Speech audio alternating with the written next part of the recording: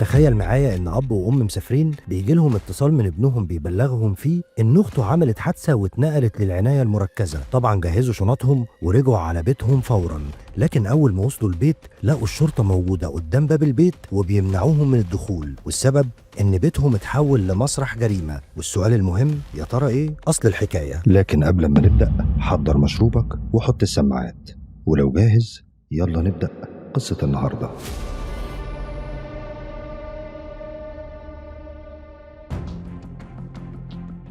قضية النهاردة من العراق، وتحديدا في حي الخليج التابع لمحافظة البصرة. تبدأ القصة يوم الاثنين الموافق 4 أغسطس 2025 بنقل الدكتورة بان زياد لقسم الطوارئ في مستشفى الجمهورية في البصرة. الدكاترة اتصدموا أول ما شافوا حالتها، وكان من الواضح إن دي جريمة قتل بعد جرعة مكثفة من التعذيب. طبعا أهلها اتبلغوا بالكلام ده، وهنا بدأت القصة تاخد شكل غريب وصادم. بس في الأول وكالعادة خليك فاكر إني بسرد عليك الأحداث بأدق تفاصيلها عشان أعيشك كل لحظة فيها، وإن الغرض مش الإطالة. الصدمة كانت من رد فعل والد ووالدة الدكتورة بان لما قالوا إن بنتهم كانت بتنهي حياتها وهي اللي عملت كده في نفسها، وإنهم عايزين الموضوع يتقفل على كده. وده اللي خلى بعض الدكاترة يشكوا في الموضوع، عشان كده صوروا فيديوهات وصور لإصابات الدكتورة بان. وقتها السوشيال ميديا كلها بتتقلب والكل بيهتم بالقضية وحل مجموعة كبيرة من الألغاز ملهاش حل أو تفسير. بس بعدها بيتم تحويل الجثمان فورا للطب العدلي والمعروف في مصر باسم الطب الشرعي، وده عشان يتم فحص الجثمان ومن خلاله نعرف كلنا سبب الوفاة الحقيقي. وكل الدكاترة زمايل الدكتورة بان وصفوا المنظر إنه مستحيل يكون،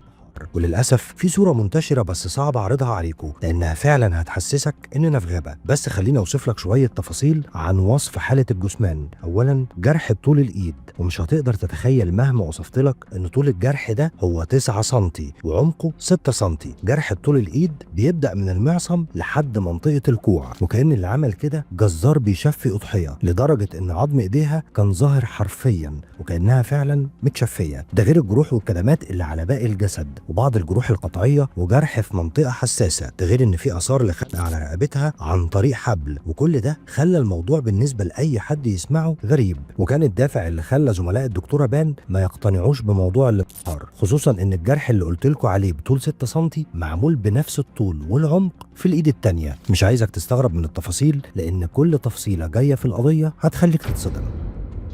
هل من المنطق ان حد ايده فيها جرح بالشكل ده، واللي اكيد انها بتنتف، هيكون عندها القدرة انها بالايد المجروحة تقدر تمسك اداة حادة، وده عشان تعمل نفس الجرح بمنتهى الدقة في الايد التانية؟ طيب هنفترض ان ده حصل بشكل ما رغم انه مستحيل انه يحصل. جت منين الكدمات اللي على جسمها ووشها والجرح اللي قلنا عليه في منطقة حساسة، وكمان خنقت نفسها؟ وكل ده احنا بنمشي ورا افتراضية انها قررت تنهي حياتها، والحقيقة اللي بياخد قرار زي ده بيكون عايز يخلص من نفسه بدون عذاب وبسرعة.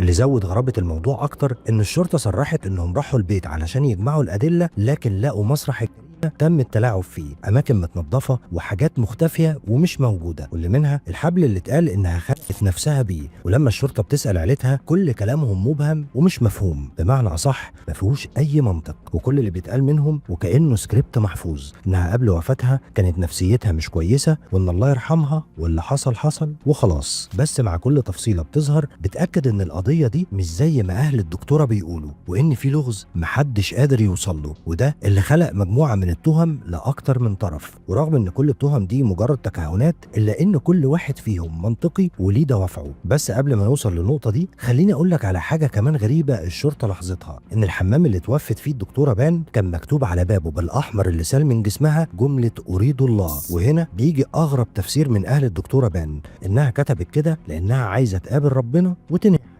طيب هو ازاي واحدة في الحالة دي وايديها الاتنين مفهومش اي اعصاب هتكتب بالاحمر اللي بتنزفه وكمان بخط واضح؟ والاغرب ان حتى التشكيل اللي فوق كلمة الله اللي هي الشدة كانت مكتوبة. وبالعقل اكيد اللي عمل كده قاصد يأكد فكرة ان الدكتورة بان انهت حياتها. بس كان في 3 حروف بالانجليزي MZT، خليك حافظهم عشان هنرجع لهم تاني. والسؤال دلوقتي، مين هي الدكتورة بان؟ عشان بعدها نعرف هي فاعل ولا مفعول به.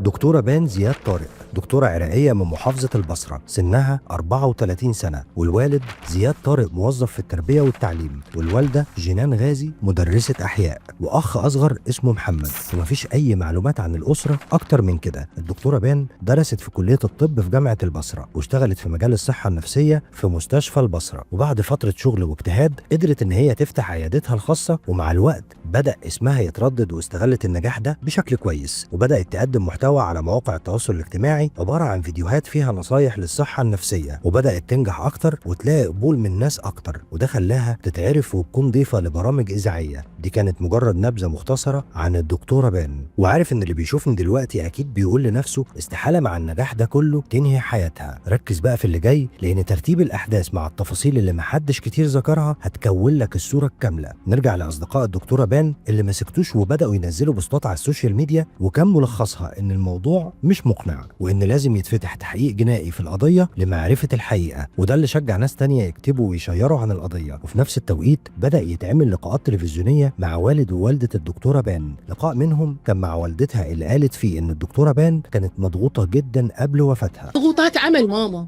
دوائرنا متعبة، ترى دائرة الصحة متعبة بنتي وأعرفها. بسبب الضغوطات النفسية بنتي صار بها هذا الشيء ووصلت لهاي المرحلة. ولو فعلا نفسيتها كانت تعبانة زي ما والدتها بتقول، مش كان من الأدعى إنكم تاخدوها معاكم لتركيا عشان تغير جو؟ وإزاي أصلا ممكن يسيبوا بنتهم ويسافروا وهي في الحالة اللي وصفوها دي؟ أو يمكن البيت كان بيفضى لحدث ما والسفرية كانت مقصودة. أضافت السيدة جنان إن لو زي ما انتوا بتقولوا إن بنتي اتقتلت، هو اللي عايز يقتلها هيجي يقتلها جوه البيت، ما هيقتلها في أي مكان وهي راكبة عربيتها رايحة جاية بيها كل يوم. أما والدها الأستاذ زياد طارق قال إن السوشيال ميديا كلها عمالة تطلع إشاعات عن بنتي إنها اتقتلت وتعذبت، والكلام ده ما حصلش. وقال نفس كلام زوجته إن بنتهم ماتت نتيجة ضغوطات نفسية، وإنها كمان كانت بتعاني من فقر الدم والديسك، ومجموعة الأمراض دي مع الحالة النفسية السيئة خلاها تقرر إنها تنهي حياتها. وأضاف إن الشرطة لقت مذكرات بخط الدكتورة بان اللي بتقول فيها إنها عايزة تنهي حياتها، ده غير مكالمة صوتية بينها وبين أحد زملائها وهي فعلا بتقول نفس الكلام. طبعا بعد هالأفكار الانتحارية موجودة، بس أنا يعني مو من النوع اللي استجيب لهذا الشيء، بس هسه جاي يصير قوية، مو لأنه أذية نفس أو شيء، لا، الفكرة إنه أنا تعبت من الوجود، حرفيا تعبت من الوجود. I just want to vanish to nowhere. I'm tired of existence. I'm really tired. I'm trying to cope with the reality. فكرة إنه أنا ما عندي خيار غير الوجود فكرة صعبة علي، وأنا ما فهمتها بالطريقة الصح. يجوز هاي هم cognitive distortion لازم أشتغل عليه، بس أنا تعبت من الشغل بصراحة، أنا تعبت. والد بان بيختم كلامه بإنه شاف العبارة اللي مكتوبة على الباب، وهي أريد الله، وتفسيره ليها إن بنته أكيد كتبتها عشان كانت عايزة تقابل ربنا. الأب والأم المفروض إن هم أدرى الناس ببنتهم، بس حتى لو كل ده صحيح، حالة الثبات الانفعالي اللي هم فيها وإن الاتنين بيقولوا نفس الكلام يحسسك إن في حاجة غلط. لما تسمع كلام المحيطين بالدكتورة بان سواء من الأهل أو الأصدقاء هتستغرب جدا من كمية التناقضات، واللي بالمناسبة كلهم رافضين فكرة إنها أنهت حياتها، وده راجع طبعا للوضع اللي لقوا عليه الجثمان، بالإضافة لتفاصيل حياتها قبل الواقعة. قالوا إن الدكتورة بان قبل ما تتوفى ما كانش عندها حجم الضغوطات اللي بتقول عليها والدتها، وإنها كانت لسه مترقية، وكانت ناوية كمان تاخد كورسات وتسافر لإنجلترا وتطور من نفسها. والأغرب إن في أوردر عملته الدكتورة باسمها وكان بمكالمة صوتية، والأوردر ده بتطلب فيه عطور، وده حصل قبل وفاتها بساعتين. وهنا كانت الأسئلة، هو إزاي إنسانة رافضة الحياة وفي مرحلة نفسية متأخرة تعمل أوردر وتطلب فيه عطور؟ ده غير إن هي في نفس اليوم نشرت أكتر من بوست توعوي لمتابعينها، وده اللي يأكد وجود فاعل.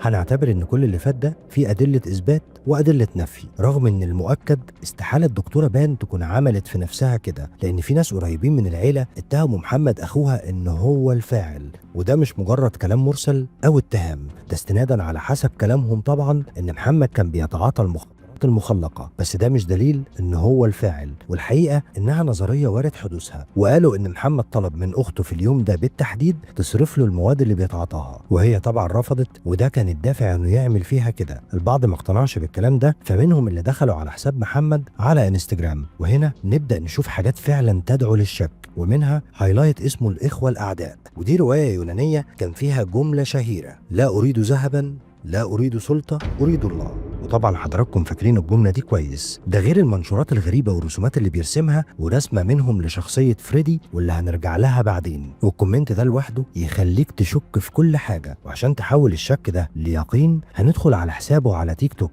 اللي هتلاقي فيه فيديوهات معمول لها إعادة نشر، وأغلبها عن بافوميت والجماعة المشهورة والدارك ويب وغيرها من الفيديوهات الغريبة. وهنا يظهر أول تصريح للنائب الأستاذ عدي عواد. عايزك تحفظ الاسم ده كويس عشان هنرجع له بعدين في تفاصيل مهمة. الأستاذ عدي قال إن جملة أريد الله اتكتبت بالأحمر اللي بان نزفته وبعرض 3 سم، واللي طبعا محتاج كمية كبيرة من الأحمر، ومعنى كده إن الجملة دي اتكتبت بعد ما بان جرحت إيديها على حسب ما اتقال، وده طبعا علشان تقدر تتحصل على كمية الأحمر اللي هتكتب بيها. بس إزاي بحجم الجروح اللي وصفتها لكم في إيديها الاتنين هيبقى عندها المقدرة إنها تكتب الكلمة دي؟ نرجع بقى لأكاونت أخوها محمد اللي هنلاقي فيه رسمة لشخصية فريدي. ولو ما تعرفش فريدي فهو شخصية من فيلم أجنبي كان بيعمل للضحايا بتوعه جروح طولية في ايديهم بنفس الشكل، وده طبعا عشان يبان انها عملية انتحار. طيب فاكر ال3 حروف دول؟ ال3 حروف دول هم اختصار توقيع محمد زياد طارق اللي موجود في كل رسوماته، ونفس التوقيع ده كان على الباب. الكلام ده كله وارد يكون صدفة وملوش أي مدلول على أي حاجة، بس كان واجب ذكره يمكن يلفت انتباه البعض أو يوصلنا للحقيقة، أو إنه يكون وراه أي إجابات لكل الأسئلة اللي إحنا بنسألها. وعلى ذكر الأسئلة نرجع للنائب عدي عواد اللي قدم تقرير فيه شوية أسئلة موجهة لمحكمة البصرة. التقرير فيه أسئلة فعلا غريبة ولازم يتجاوب عليها، وأولهم إن ليه كاميرات المراقبة اللي موجودة في البيت اتعطلت قبل وأثناء وبعد الواقعة، واللي أكيد مش صدفة ولا عطل، لأن الشرطة اكتشفت انها فاعل. وتاني حاجة ان في اثار بحبل على رقبتها، ومفيش في مكان الواقعة اي اثر لحبل، حتى الاداة اللي اتعمل بيها جرح في ايديها الاتنين مش موجودة، واكيد بان لو كانت هي الفاعل هتخفي الادوات دي ليه. وتالت حاجة ان اهل بان اتاخروا جدا لحد ما بلغوا الشرطة، والمقصود اخواتها او اللي كانوا موجودين في البيت قبل وصول الاب والام، وان في اماكن في البيت اتنضفت بعد نقل الجثمان للمستشفى. مين في وقت زي ده ممكن يفكر انه ينظف؟ اكيد حد عايز يخفي معالم لكل حاجه. والنقطه الرابعه ان اهل الضحيه رافضين رفض قاطع لتشريح الجثمان، وانهم عايزين اجراءات الدفن تتم باسرع وقت ممكن. النقطه الخامسه ان في رسائل من الدكتوره بال لناس من معارفها بتشتكي فيها من اخوها محمد انه بيتعاطى جوه البيت، ولحد دلوقتي ما تعملوش اي فحوصات عشان يتاكدوا. وسادس نقطه ان في بعض الجروح في مناطق حساسه في جسم بان، وكانت السبب في وجود دم على رجلها لما وصلت للمستشفى. اما النقطه السابعه فهي مختلفه عن كل اللي فات، وهو تعليق انتشر لواحد من قرايب بان بيأكد انها كانت بتتعاطى حبوب مخدره قبل ما تنهي حياتها، والحبوب دي بالفعل كانت موجوده في الاوضه بتاعتها. وكمان في بعض المشارط الطبيه اللي برضه لقوها جوه اوضتها، وان كاميرات المراقبه اللي موجوده بره البيت ما ظهرتش اي حد دخل او خرج في التوقيت ده. وفي تسجيل اتسلم للشرطه بصوت الدكتوره بان وهي بتقول انها حياتها لانها كرهت الحياه. ومن يومين ظهر مستجد غريب وصادم، وهو ان اهل الدكتوره مهددين، وفي نفس الوقت هم عارفين الشخص او الجهه اللي انهت حياه بنتهم،